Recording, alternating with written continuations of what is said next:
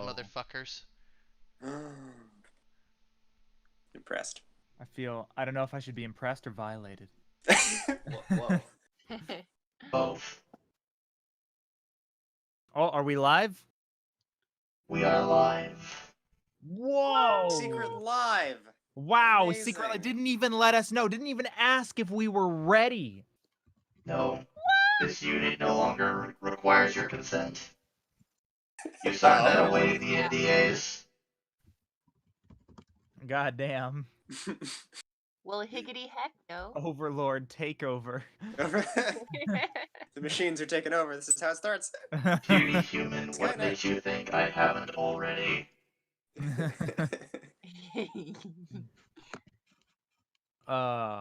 We are back. It's been a whole heckin' week. Indeed. And some stuff happened in this week's RWBY. We're not gonna talk about that just yet because we're gonna wait for people to file in. I think it's been like, yeah. Yeah. There was a break there, right? Yeah. The approximate break has been 1 week longer than expected. Yeah, Please because explain. hell froze over in Texas. This is true. Yup. And Get it thankfully, now. most of the crew appears to be doing okay. Thank goodness for that. But we don't live in Texas, so how are all of you guys? Oh, you know. I be vibing. Hell yeah. Well, considering that... Oh, go ahead, Katie. I'm sorry. Nah, fam. It's all good. I'm just hanging out. I'm having a good old time. I'm doing a lot of things. I'm like, I am, but I'm not, you know? It's like, that's kind of the vibe. I'm watching a lot of anime. I've started a new fitness journey. I'm recording things, secret things and not secret things. Follow me on Twitter. We're not at that part yet, but yeah, if you want me to talk about things, I'm going to talk about me because it's a podcast and what? No, I'm just kidding. I've been so excited about RWBY though. I've been loving RWBY right now, and I'm really hyped to talk about it because my love for RWBY has just been like skyrocketing with these episodes, and today's in particular that we're going to talk about has me in a good fucking place, man. There's a scene that I'm excited to talk about. Oh, such a good scene. Such a good scene. How about you guys? How about you, Ian? How are you doing? Well, considering that 3 of us live on the sunny side of this country, aka California, it's been fairly warm and then fairly cold. So yeah, it's been very bipolar. Yeah, so if like the West Coast could figure out its goddamn mind, that would be nice. But apart from that, I'm alive, rich, and free at the same time. So I guess I'm good. By rich, I'm well fed, I guess. I don't know. I just wanted to make a West Wing quote. Rich in protein? I mean, I have food. I mean, I just wanted to make a West Wing reference, and that was really all I had. How you, Forrest? I'm doing all right. I'm here to talk about RWBY. You still babysitting robots? Still babysitting robots. That is my job. 5 days a week, actually 4 days a week, but hell yeah. So now that we've had a little bit of time to let some people file in, I think I don't know, you guys ready? Should we get to it? Should we jump in? Oh, I thought we were gonna talk about who we were. Oh shit! Goddamn! A whole week gone, and I've totally forgotten the order of things. Yeah, what's up, everybody? Yep. Hi, I'm Brian. I voice Neptune in RWBY Abridged. I'm also the head of the audio department here at RWBY Productions, and with me today I have. Oh, I suppose this is where I introduce myself. Thank you, Squire. You may have announced me properly for once. Hi, I'm Ian. I am the I am one of the administrators for the RWBY Productions Discord server. I am not the. Nope, I do not want that particular title. Which is a rare feat, even for me, being alive, rich, and free at the same time. But that's really what I do. But I also manage the technical side of this podcast. I'm kind of behind the scenes here, working things out, making sure that we don't crash in a flaming ball of whatever. But that's it for me. You, commoner, who are you, sir? I don't think I'm a commoner. Trying to use a British accent here. It's not going very well. Yes, I'm here. I'm on this podcast to talk about RWBY. I just sprung into existence after apparently 2 weeks off. You know, didn't seem like any time to me, but that's my gig, right? And yeah. How about you, Katie? What? Hey everybody, my name's Katie. I do things at RWBY. I do voice acty things. I play Weiss Schnee, Penny Pelladonut, Cinderfall, and Velvet the Chocolate Rabbit for RWBY Abridged. I've been a writer, I've been a producer, I've been a lot of things on this team, and it's real cool. I am predominantly a voice actor. I do a lot of voice acty things, and there's actually something I really want to plug today. Speaking of us being on a podcast, there's a podcast that I've been hosting with my friend Jordan Jaxblade Downs. He goes by Jaxblade on the YouTubes, and we've had a podcast together for 3 years now called the Weird Flex But Okay Podcast, and we've officially decided, as of today, we made the post that it's going to be coming to an end, and we're going to be doing one final episode live stream that we'll announce on our Twitter, Weird Flex But Okay Podcast, or I think it's called Weird Flex Pod on Twitter. Just go to my Twitter, Connie Day, and you can see it. I've retweeted it there and whatnot. And yeah, it'll be really fun. We're going to be answering fan questions. It's like a fitness slash weeb life advice, low key therapy podcast. And it's really cool. And if you want to ever listen to any of the episodes, we have a YouTube channel called Weird Flex But Okay Podcast where you can listen to every episode.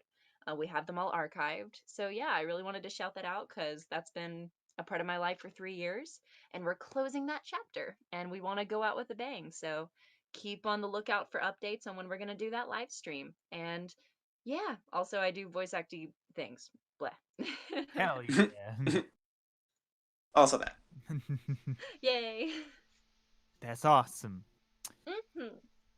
So, I think it's time that we get in to today's episode. So, I guess we'll start with the obligatory warning. Hey, guys. So, there's this great site called roosterteeth.com. They got a bunch of really cool stuff on there, but some of the stuff you can't watch unless you pay for it. Or some of the stuff you get to watch early if you pay for it. And see, all of us here, we pay for it. And there was an episode of RWBY that came out yesterday for us people who pay, but it's not out for people who don't pay. So if you're one of those people who haven't paid or can't pay, that's cool. But, spoilers. Mega spoilers. All the spoilers. All the spoilers. And that there's definitely some things that happened in this episode. Big So spoilers. if you don't want to boy. be spoiled, leave. Yeah, come back next week. I'm back in a week. Come back in a week. The stream will be archived, and then it'll be like you were right here live, except you're not. Whoa, hey, you, I'm talking to you, listening to this a week later. I think you're really cool, and oh my god, that comment that you just now posted in our chat because you're listening live, that was funny. You're really good. I really enjoy having you listen to this podcast with us. Man, you're doing great. Heck, yeah, you. You with the name. You with the name. Oh man. So, I guess let's go ahead and just get into it here. Let me scroll up to the top of my notes. There were many notes for today. Do you remember? No, I'm gonna let you start. Okay. So, hey, Crow and Robin escaped. Uh-oh. Yeah, Watson. Bird has flown the coop. Yep, the Something. bird Wow. has flown the coop. Good job. Crazy. Good. Patsy. Okay. Yeah, Ironwood not super jazzed about that. He's like, oh hell no, I wanted those people in cells, not roaming free, because that's what being arrested means. And Ironwood especially wants Crow back in custody immediately, probably because he views Crow as the largest threat, I would assume. And he can turn into a bird. That's pretty threatening, actually. Yeah. And yeah, so that's a whole thing. I mean, Robin, and we don't know, and in this entire episode, we don't actually get to see where Crow and Robin went. They're just gone. They're off into the ether. Yeah. We see Crow take down some guards and presumably, save Robin from some rubble or whatever. I'm not sure what Crow did to that first guard, but it didn't look like knockout material. Yeah.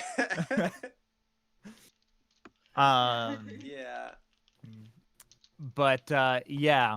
So, and then while Ironwood is having his nice little conversation, Killy Willy gets nuked.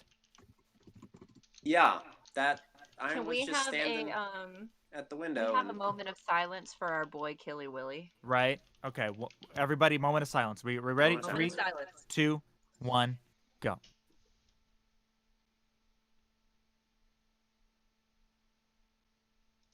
He shall be missed. All right, cool. Killy Willy is swimming with the fishes now. Yeah, he is. Oh my god. F in the chat for Killy Willy, everybody. This is who we are now? We're gonna put F's in the chat. When did we become big time streamers? F's in the chat. Look, okay, how often do you see a giant flying sperm whale explode from the inside? I mean, don't damn, answer you're that right. question. I don't want to know. Oh man, yeah. So it was like kablow. You know what my headcanon is for Killy Willy's death? It's not Ozpin. But remember that episode of RWBY where that guy spilled the coffee? Yeah. I like to believe it's his fault. Coffee spilled guy. Okay. What was the guy's name? It was like Bill. Bill from accounting or something? Bill from accounting. I think Bill from accounting. Bill. Kill Bill. Bill kill Killy Willy. Oh my god. Oh dear. I'll be real honest. My first impression, I thought, because there's like a big beam of light, like from Ironwood's perspective, that shoots out of the whale. My first impression was, did that thing just get hit by lightning? Like, did I don't know, did the gods of Remnant return and like, nah, that whale in particular, don't like that one. That whale in particular could go like, stuff an egg. I don't know what happened. Then like we see more perspectives of it, and there's like green stuff in addition to the yellow explodey stuff, and you can it's hard to see, but you can see the beam comes out of the whale, not goes into the whale. So it's like, oh, okay, it blew up from the inside. Yeah. No, so it goes kaboom, and it wasn't Winter and crew. Nope. Because they're busy them carrying the bomb. They're carrying the bomb, and then it goes boom, and everybody's like, "Whoa!" And they're saving that nuke for a rainy day. You know, for the good of humanity, they're saving that nuke. Pocket tactical nuke, available now. I mean, it's not really a pocket. It's back in the inventory.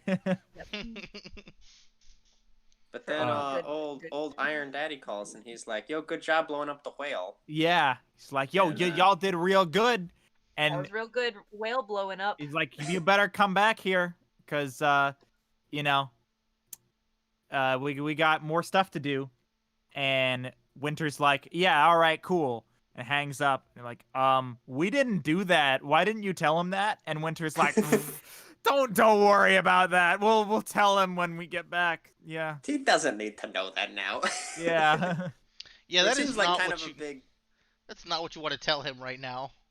I mean, it does seem like a pretty big thing to admit. Like, oh, somebody else blew up the. Who else blew up the what? Like. Yeah. At that point, they didn't know. I think at that point, first of all, most of the troops didn't know, but also, Winter would not have had to make a report telling Ironwood that the prisoners had been released. Oh, that Yeah. also, yeah. Mm-hmm. That was the Which thing. Winter doesn't know if they were in the whale or not at the time. So, Right. you know, for all Winter knows, they're dead. They are Yep. dead. Now, Yeah. obviously, Winter is a smart woman and probably would have realized that is not necessarily a Salem-induced event, that explosion. But she also doesn't know if they're alive or not, because that was a pretty big explosion. They could be dead. Very likely common dead. logic. Letting them go In in. common logic, nobody would blame her or anybody else for thinking, yeah, they did. Yeah. Yeah. It is honestly. interesting. Sorry, go ahead. No, yeah, it comes up a little later, but honestly, I'm shocked that she didn't say it out loud, like the prospect that they might be dead. I mean, I understand on one hand, like, you know, keeping some stuff close to the chest, and especially with what happens later, especially keeping some stuff close to the chest. But yeah, it definitely went a direction that I thought they would have just blurted out like them kids dead, like yeah. yeah. But yeah, that's just a small interesting thing there. Well, it makes me wonder because the explosion, we see this explosion from a couple different angles. It's like in film when they do a big explosion and they have to get it from every single angle because we spent so much of the production budget on this explosion, we really want to. Yeah. It's really cool. Yeah. But it blows up Grimm just flying around in the city. It right? does. Like this is just disintegrating Grimm all over the place. But Winter and crew were pretty much at the blast zone. They were right next to the whale with this bomb. The explosion didn't touch them, didn't touch the bomb. There were other troops even closer to the whale. They seemed fine. So it makes me wonder if this explosion actually dealt damage to non-Grimm things at all, or if it was just an anti-Grimm energy. It does not seem like to. if it was like compressed silver-eyed warrior energy or something. I mean, actually, that's a theory I hadn't really considered. It's Ozpin's magic, and so he could have used a blast, hypothetically, that focused on on killing Salem because she's part Grimm. Because if you think about it, Oscar's body is not Oscar's body is human. And if he used that explosion magic up close proximity, like suicide bomber style, he would be destroyed if it was the kind of magic that destroys everyone. So there's a chance Hazel's alive. And it's also we've seen him use this once before, right? I mean, that's true. Although Hazel was pretty on fire. No, that's true. But there's hope that there's potentially a body at least for a burial or to be discovered. There's a chance Hazel's body's there and isn't disintegrated, because if Hazel's body's disintegrated, then there's no reason Oscar should be alive. I mean, come on. Yeah, I was kind of surprised when we cut back to them a little bit later and Oscar was just there and I was like, "Yo, you gonna explain how you're fine?"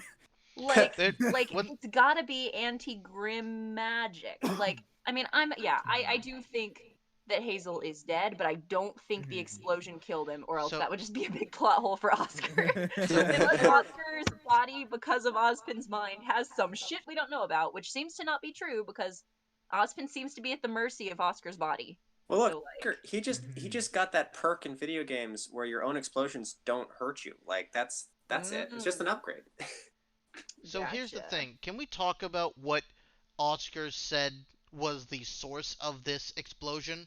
Not necessarily what it turned into, but the source of it, which we discuss when we come to him later. People don't mind. He says it's kinetic energy. That is what he says. Yeah. Wrong. It is not kinetic energy. First of all, how do you store kinetic energy? I mean, it's magic. If they would have said little magic kinetic energy. Do you know what we call stored kinetic energy? Does anybody remember high school physics? It's called potential energy. Yeah. Yeah. It's like, all right, and if it's kinetic energy, how did you convert that to mana? And if you didn't, why did that explosion kill everyone? Yeah, Someone put in the comments a really good point. Oscar might have put the shield around himself, so there's a chance Oscar's body be fine because he has a special shield. So yeah, Hazel's body might be dead. It might not be anti-grim magic. Okay. I would not be surprised if Hazel was dead. I'm not surprised that Oscar is alive because it's Ozpin. I'm sure he would have come to that conclusion that he should probably live past this event. But yes, it's just Rooster Teeth. we've already established this show doesn't know science and it doesn't know military tactics. Just God. Yeah. You call it kinetic energy. Remember the whole bit where RWBY just deletes mass? Remember that part? Just you can't. Is that somehow a thing? You can't store kinetic energy. It's called potential energy. And if anybody would know how to call it right, it would be Ozpin, who's in your head. Oh, God, I think the implication there. This is me defending the lack of. I don't know how this is happening, but I think the implication there is that he was using kinetic energy and he was storing that energy, presumably not as kinetic energy anymore. But basically, I just want to go back to I want to go back to Volume 1 and see if there's any moment where Ozpin's just randomly tapping his staff on the ground, or just just kind of when you go past the fence and you kind of hit the fence with something you're holding and it just kind of ring the fence as you go along. I just want to see him doing that all the time. He's just slowly building this up. Okay, a little more energy, a little more. Just 5 minutes in a basic physics course would have told you I failed physics and I remember this. that makes sense though, is that in that he fights with his cane. Yes, he does. Yeah. Right? So each strike he's building up the energy within it. I do understand it. They just didn't explain it right. No, yeah, they used the wrong word. He can store. He builds it up by hitting his stuff with his staff, right? But the energy that is stored is not. It's not kinetic energy. It does, and that does not necessarily explain how the explosion caused was magical and only hurt Grim. Yeah, it didn't destroy buildings. It didn't kill people who were right next to it. It didn't set off the bomb on the field. Yeah. It didn't reach the bomb, I guess. I mean, they were flying Grim out there over the city that were obliterated in the blast. Yeah, see, I was going to say, it could be that Killy Willy, because Killy Willy is a lot of mass, right? It could be that Killy Willy, its body absorbed the majority of the blast, and so the people on the ground were mostly okay. But yeah, we see it, wiping out Grim flying around in the skyscrapers out in Atlas, so, Yeah. I have questions. This certainly isn't the weirdest magical transformation of energy. I think that goes to a previous show we had on this podcast back in the day. You might remember the "Let's turn fire into music into ice" instrument weapon from a certain show. Oh, Fire Force. Don't ask me how any of that works, but we have Katie and I have a friend who loves to go off about that particular show and some developments that apparently happen later, and how unbelievably unscientific it is. Wait, what show? I forget. Fire Force. What Force? I haven't watched Fire I'd forgotten about that show. What show? Such a good intro, but oh man, the intro is great. The rest of the show, not so much. How can you turn sound waves into ice? I'm sorry. So, anyways, what show are we talking about? RWBY. That's yes, the show. RWBY. So,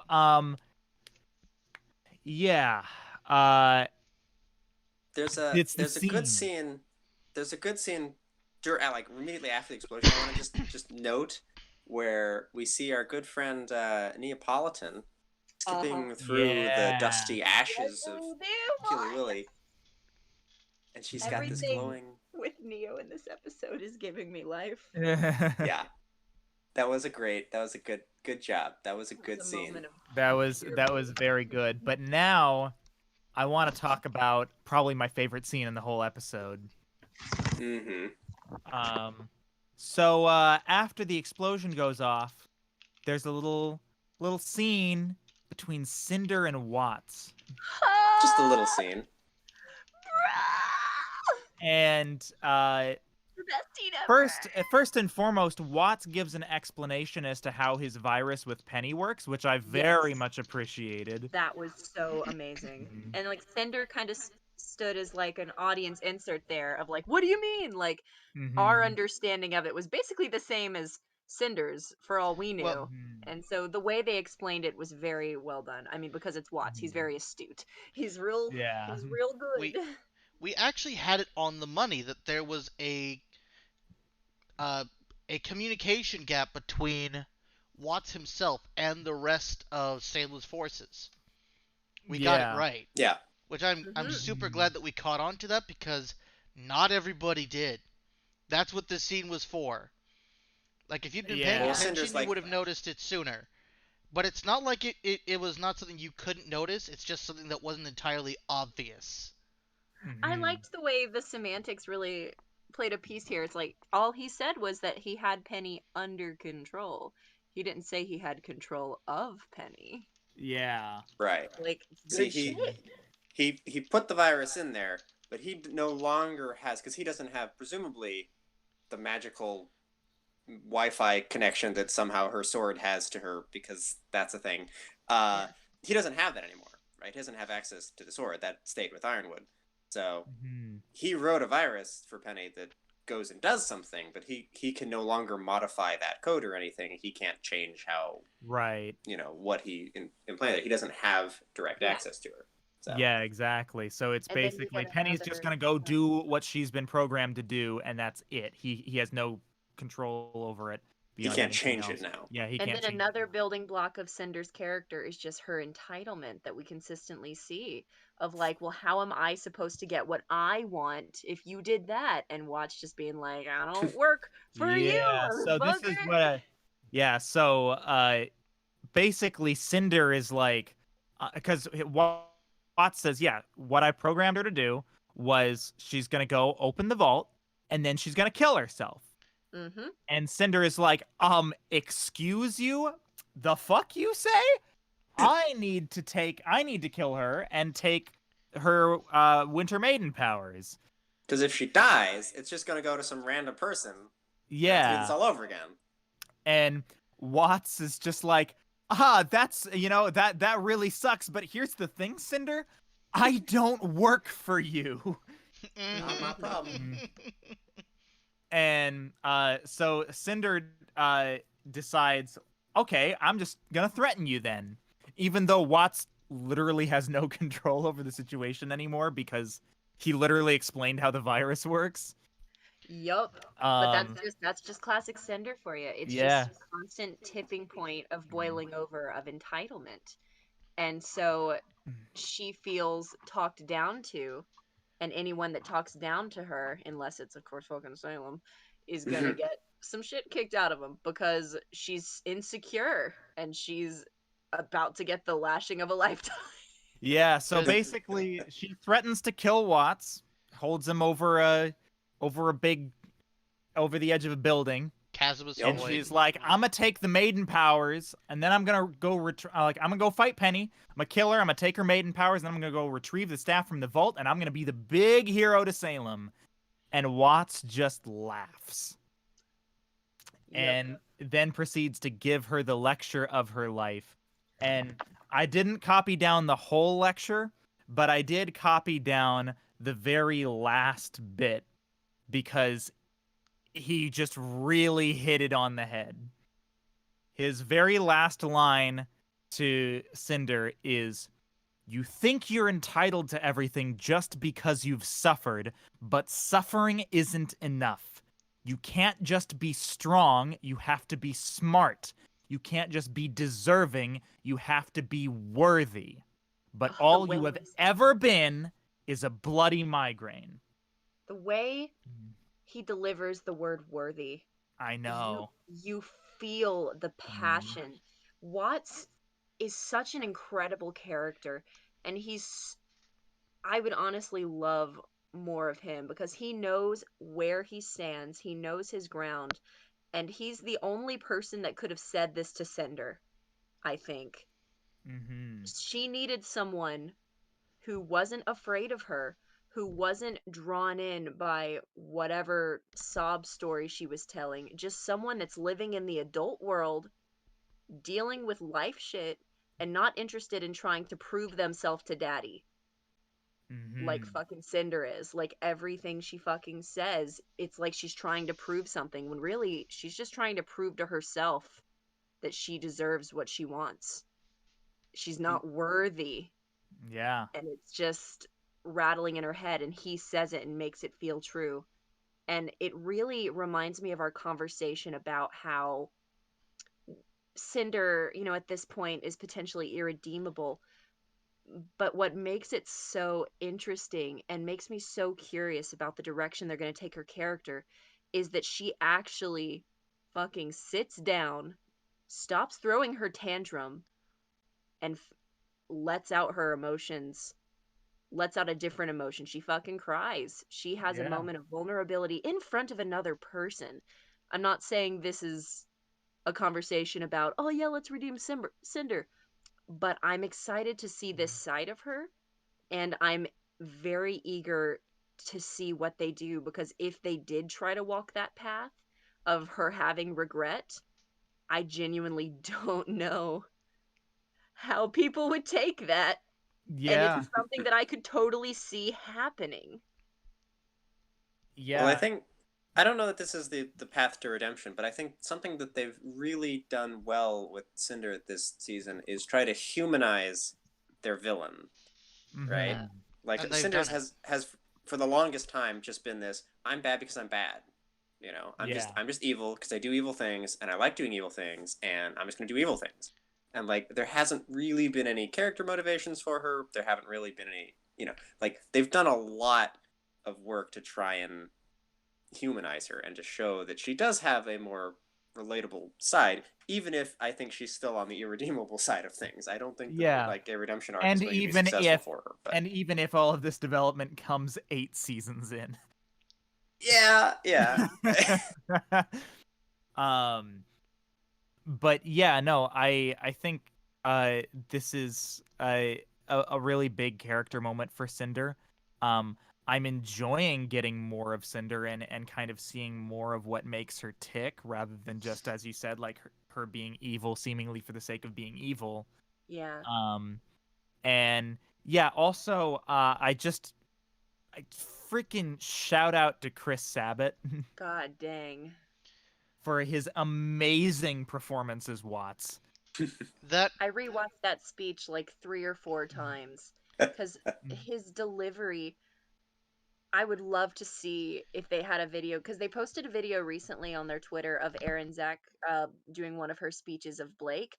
I would love to see a performance of Sabat doing that speech in the booth. Yeah. Like, was that from home? Was he in the studio? Like, did he record that? Like, film that? Like, was that one take or was that spliced? If that was one take, I'm gonna kill, like... oh my god. I just listening to the audio, it seems pretty clear to me that effectively most everybody in the show is recording in a professional studio. Because it oftentimes probably in the same studio or using the same equipment, because all the dialogue is so incredibly consistent. So it's probably, I highly doubt he was recording from home. If there was anyone that would have a badass home studio, though, I think it'd be Sabat. That's true, but the stuff that they use at Funimation is a little bit different than the stuff that they typically use for Rooster Teeth stuff. And the fact that he was and the fact that his dialogue sounded identical to everybody else makes me think that he was not in a home studio. No, that's fair. But yeah, no, he did an absolutely astounding job. Honestly, I think it's one of my favorite acting moments in the entire show. I Probably. agree. I also agree. Like Mhm. if I had seen that type of expression from Watts earlier, I would have enjoyed his character more up to this point. Like, I'm not saying that he's not a great character, but I'm saying that he was not near the top of my list. He's near the top of my list now. That performance alone Yeah. was just you can't. I don't know how we find such evocation of emotion within human beings sometimes in acting, but holy crap did we find it today with this episode. And Sabat needs a fucking Oscar for that. Will he ever get one? I mean, I'm sure he'll be awarded for his work, and I'm not sure this might be recognized, but dude deserves some fucking props. I mean, it definitely wouldn't be an Oscar considering Oscars are for movies, but he deserves a fucking award. Anime Oscars. What are you talking about? Anime Oscars. Yeah, I'm fucking just have RWBY somehow be included in the Crunchyroll Anime Award. Yes. I mean, it is showing on their site. That may as well be up for judging. All right, guys, picture this: RWBY on Toonami. Oh my god. If RWBY ever did end up on the Crunchyroll Anime Awards though, you know a huge portion of the anime community would fucking riot. Let them. It's not anime. It's get over in America. The term, like, words evolve, grow, and change over time. That is the point of language. The overarching category that is anime has had to grow and expand. I understand everything you're saying, Ian, but the internet.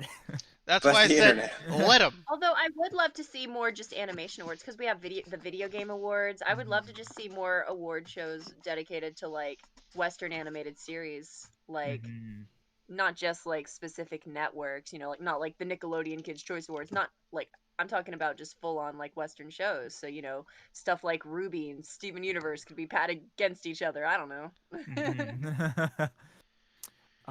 But yeah, so overall it was a fantastic scene, and I think it was something really important for Cinder to hear.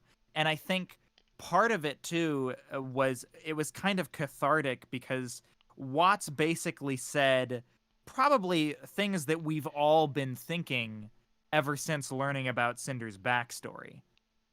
I mean, before that too, but yes. Yeah, I mean, in it, like, just because she's been through hardship, just because she's like had a real tough life, that doesn't give her the right to take her anger out on other people, and and that doesn't give her the right to any sort of entitlement. Right. Well, I think Watts it provides an interesting dichotomy between entitlements, because I wouldn't say that Watts is a very prideful individual, right? And he's a very entitled individual, but he's entitled for a very different reason, right? He is very comfortable with his entitlement because he feels he's earned it, right? He's a smart guy. He does smart things. He makes smart decisions. And despite the fact that he doesn't really seem to, we haven't seen a semblance out of him, have we? If I'm not mistaken. I don't think so. We haven't seen him. One key difference too that I think, to add on to your point, that exists between Cinder and Watts, a core piece of their character is that Watts has nothing to prove and Cinder has everything to prove. Yes. They both feel they're entitled, but Watts doesn't feel like he has to prove that to himself or anyone else. He genuinely believes in his own ability and his own right to be, awesome. And he takes, and Cinder, her insecurities are just constantly bubbling, and so she's grasping and grabbing at things, hoping to feel that sliver of earning, and she can't feel it.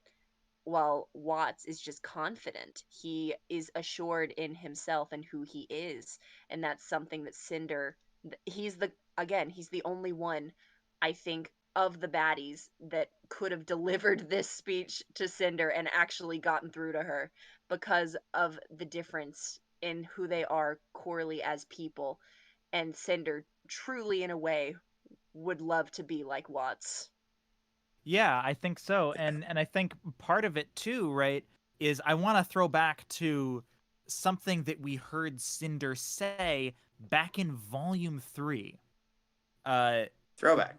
Yeah, which was right after chapter 6 of volume 3, which they left us on a huge cliffhanger because Yang had just punched Mercury in the leg. I remember that. We were all like, wait, what's the resolution to that? Oh, let's have the villains episode. Yeah, and then they had the villains episode, yeah. Meanwhile. And so we got a flashback to Cinder taking the Fall Maiden's powers, as well as cutting a deal with Adam, right? But in her voiceover, I believe at the very beginning of the episode, we hear her say, "I want to be strong. I want to be feared." Right? And I think that Watts effectively, almost in a way, in whether intentional or unintentional, kind of called back to that when he tells Cinder it's not enough to be strong. Mm-hmm. You know, you have to be smart, and it kind of leads to this thing that, like, Cinder keeps trying to solve all of her problems with brute force. Like, if I just try again, if I just go in and I use my, like, it's, you know, and in this quest for power, right, where she's going and she, not only does she keep trying to solve her problems through strength, but she also thinks that all the problems she hasn't solved can be solved through more strength. Yeah. If I get all of the Fall Maiden's powers, if I get the Winter Maiden's powers too, right? Right. And Watts is like, no, that's bullshit. And the reason that she wants to be feared is because she's so afraid, and that's the only thing she's ever known. She's always been under someone's thumb, and so she's clawing at power, and her definition of power is strength, not wit. She's never been that cunning villain. She's never experienced that like what Watts is putting right in front of her. And so that, I guess, builds off what you're saying, in that why most of her motivation comes from trying to rely on that brute strength, because fear and strength are the only two words that she knows are what you use to get out of a situation, because that's what's always been used to put her down. Yeah. Right, and I think the thing that hurts so much is, as you were saying, right, with her kind of wanting to be like Watts isn't even a fraction as strong as Cinder is. He doesn't have maiden powers. We haven't even seen him use a semblance, right? Like, he's just, for all intents and purposes, a normal guy. He's just smart, and he's found a way without that strength, even though he doesn't have that strength that Cinder has, he's still more successful than she is. Yeah. Yep. He still gets what he wants way more often than Cinder gets what she wants. He took on Ironwood one-on-one. Yeah. And tied, for the most part. No, he lost. Yeah. He lost. He did lose, Ironwood eventually was captured. Not Watts was captured. But he took him on, and he may have an aura, but he doesn't seem to know what his semblance is or how to use it. But Watts knows how to survive because he's useful. He can always find a way to slip into any new situation because he can adapt, he can change, he can figure out like a way to slither through, versus Cinder just wants to punch through the wall, and if she's in a fight, nobody wants her as a prisoner. They want her dead. Oh, somebody in the chat has a good point. Says, I also feel that there's an underlying factor of how she got her strength. She stole her strength. She never earned it. Oh yeah. Therefore, that stolen power is going to fail her. That just builds on it more. She's always clawing to feel like she has a place, like she's fucking earned something, and she can't. She can only, the only strength she's ever known is by stealing. Because as a young girl, that's how she had to get by, was by stealing. Fucking. And she had the training from, you know, pseudo Prince Charming guy, but I mean, that was earned. That was earned because she did work for that. What she did steal were the maiden powers in part, and then later in full. Well, no, but yeah, it's but... not entirely, because remember, she stole the swords. Yeah. She stole the swords, sure, but he ended up teaching her. If she'd No, kept yeah. the swords, I would more agree with that metaphor. I think Yeah, but she my also... Sorry. interpretation of it is that she, you know, she was working towards earning the first like piece of freedom that she ever was going to have. Like she was finally working towards earning that strength, and right when she got to the cusp of it, she fucking destroyed the fucking honor of it. Yeah. And so in that sense, because, you know, killed him, took the swords, all that stuff, did she work for the power she has? Sure, but on the very cusp of truly earning it, she destroyed that That is true. because of Yeah. fear. Yeah. Yeah. So, I agree. anyways, the bottom line is, it was a real good scene. So good. Oh my gosh, you guys just F in the chat for fucking Cinder, man. He got fucking roasted. Killy Willy got fucking ablaze, but Cinder is never gonna not feel that burn. Oh, wow. Yeah. God this damn. this from a guy she was holding over a rooftop. Let's point And out. she Yeah. let live. He knows how to fucking survive. Know that that was the right thing to do, or to be brave enough to do that. Either way, props to Watts. He's like holding on. At first, he's holding on to her arm that she's like he, you know, like he has some semblance of, okay, she still have, you know, a hand on there. I can still maybe survive. Right? He lets go. He just lets go of her arm. So she's